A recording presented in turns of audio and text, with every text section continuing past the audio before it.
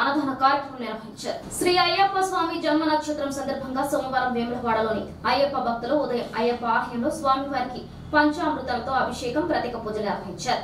మధ్యాహ్నం రాజన్న ఆలయం ముందు 200 మంది భక్తులకు అన్నదాన కార్యక్రమం నిర్వహించారు. ఈ సందర్భంగా స్వామి సేవకులు మాట్లాడుతూ ప్రతి నెల స్వామివారి జన్మ నక్షత్రం సందర్భంగా వేములవాడలో అన్నదాన కార్యక్రమం నిర్వహించేందుకు శ్రీ అయ్యప్ప అన్నదాన చారిటబుల్ ట్రస్ట్ ఏర్పాటు చేయడం జరిగిందని, దీని ద్వారా ప్రతి నెల అన్నదానం నిర్వహిస్తామన్నారు.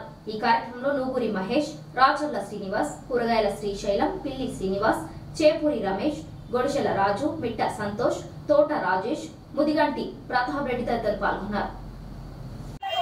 స్వామి శరణం స్వామి శరణం శరణం స్వామి శరణం.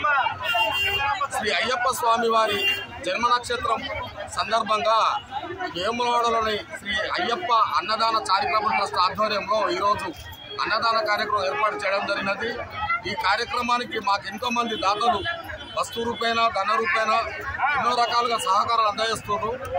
ప్రతి నెల ఉత్తర నక్షత్రం రోజున స్వామివారికి అన్నదాన కార్యక్రమం నిర్వహిస్తాము.